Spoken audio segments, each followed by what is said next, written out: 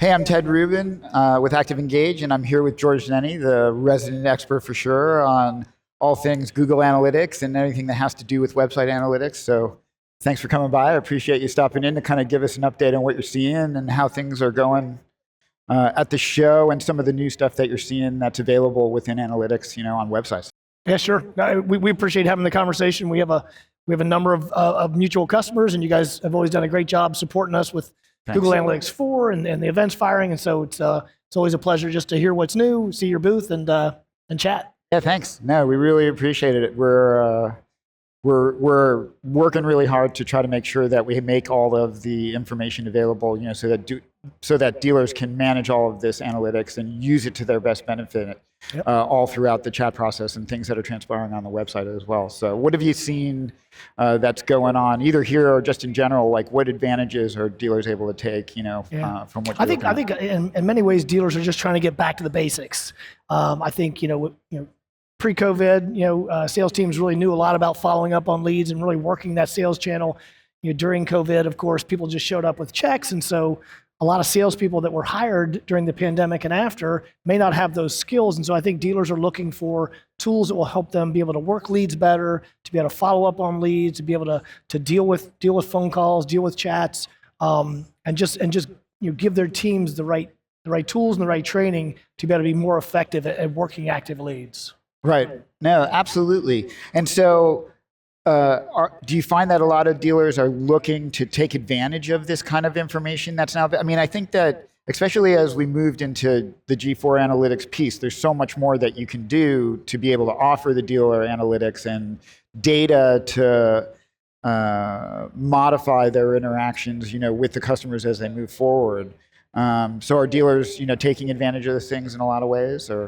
Yeah, I think the smart ones are. The smart ones are really, doubling down on training for their sales teams to really work the process.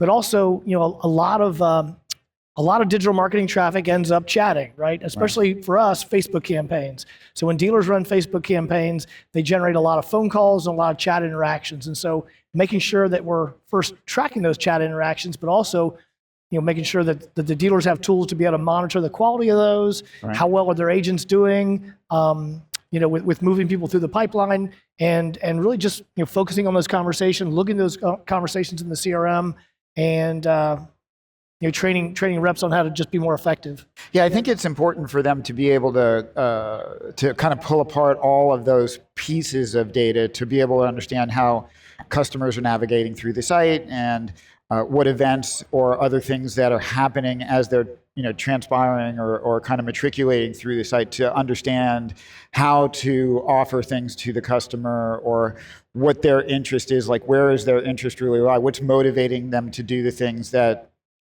are moving them through the sales funnel. Right. And so without kind of taking that whole thing apart to be able to look at what's actually going on, as we've seen the Google Analytics kind of evolve to be able to really compartmentalize significant pieces of this, and then the way that you're looking at being able, as we were just talking beforehand, that you can kind of take every little small piece of this, make sure that you're looking at a consistent visit, but then kind of pull apart all the pieces of what a customer is doing and all the events that fire on that is really valuable, right? Yeah.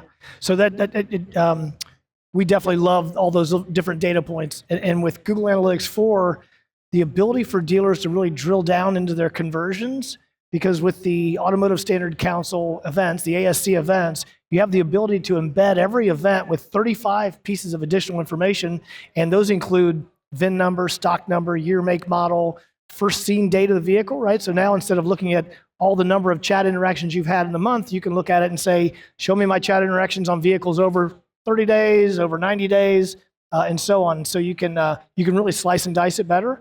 And so again, we love that you guys support that standard and pass all that data through there, because it's additional signals for the dealers that helps them make decisions on their marketing investments. Yeah, and I think that's the most important piece, right? I mean, ultimately, the dealers too are trying to give the customer the experience that they're looking for, right? So the more that customers are empowered to kind of feel like they can have control and get the information that they want as they're navigating through any site, Right. Especially the dealer site, then they get more tied to that dealer. But the dealers have to know what customers are looking for and how they navigate and where they go from point to point. And dealers need to understand what keeps them on the site or what produces a more direct interaction like a chat or a text or even digital retailing and other things like that, how they migrate to different things. So what pathway through the site or what events that need to follow to get the customer to get that feeling like, okay, I want to be here or I want to stay on this site. I'm now ready to talk to someone about getting more information or moving through that process. We always feel that, from a messaging standpoint on the site, that again, as we were talking about earlier, that the interaction when someone kind of goes to engage, the reason is to build the relationship with the customer. So that's the things that we're seeing that is big impactful for them. But there's a lot of other things that as they navigate through the site, they do want to get information and they do want to navigate. A lot of times, especially with digital retailing, they want to be able to move further through the funnel. And so understanding that process and understanding what the customer navigation is and what's important to them and when they kind of leave something, what makes them interact. That's all coming from the kind of work that you're doing and helping dealers understand.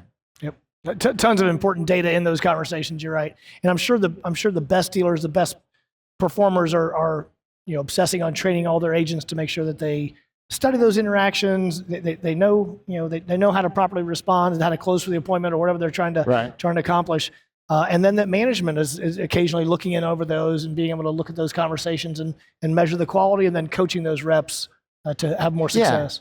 Yeah, they can't really get there unless they understand how to evolve the way that, even if they're not chatting or texting, then they're communicating, right? They're coming to the website and they're trying to figure out what it is they're going to do. Do they have what I want? Do they have the assets and things like that at the dealership that I'm looking for? So they do navigate around the dealership websites and kind of determine, do I want to take the next step? Do I want to call someone? Do I want to chat with someone? Do I want to send an email, fill out a form? Do I want to find out more information about different offers and things like that are happening? And the way that you're looking at all the data behind that is showing, well, this is what triggers any of these things or all of these things. And measuring to determine what can I do to specifically trigger this for this type of customer at this particular moment in time. And I think that's, we want to always meet up with all of those things, understand that even from what we're getting from you too, so that we can evolve products and tools that can make it so that customers are more apt to engage. Right? That's the key, right? Because we don't even get to do anything unless they get engaged. So we have to be looking at the same things, the same set of data that you're looking at and the way that you're analyzing the information to help us determine, we need this kind of a tool to get a customer to engage for this purpose, or we need this kind of asset at this point in time to be able to customer to engage for a different reason. Because there's all kinds of reasons that customers will determine that they want to have a conversation or further their process more directly with the dealer at hand, right? You're right. I mean, you need to have those different opportunities for people that want to phone call, want to chat, want to fill out forms. But the data overwhelmingly shows that lead forms, for dealers tend to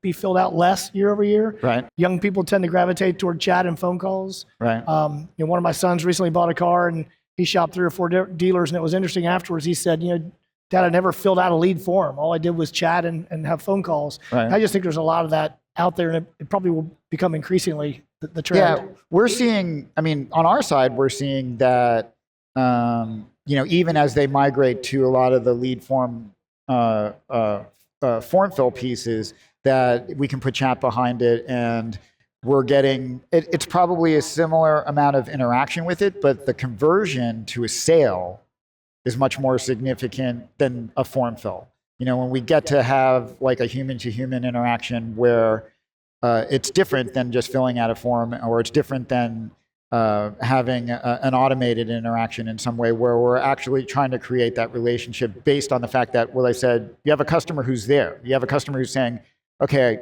I do want to know more about this. Yeah. I'm going to fill out this form because that's historically what they're used to doing to be able to get that data. And when you show them that, oh, I can have this interaction for this particular purpose and you can get the information real time, then not only do they engage in that process, but that converts to an actual sale much more commonly than getting it Makes sense, out of the form fills. Well, I really appreciate you coming by. Yeah, I wouldn't miss I love it. talking to you guys about this because Yep. it's one of the most important things to being able to understand what's happening on your website and if you're being effective in the way that you're treating the customer and what you're presenting to them, because it's all based on numbers. It's all based on the statistics. If you're not looking at that, then you're really just putting up a billboard and ignoring it because it may be on a terrible street and no one's seeing it, and you feel good just because you have a website. It's the wrong way to go, right? Right, yeah. Well, thank you for all you do for our mutual customers, and keep up the great work. All right, man. I appreciate it. Yep. Thanks very much.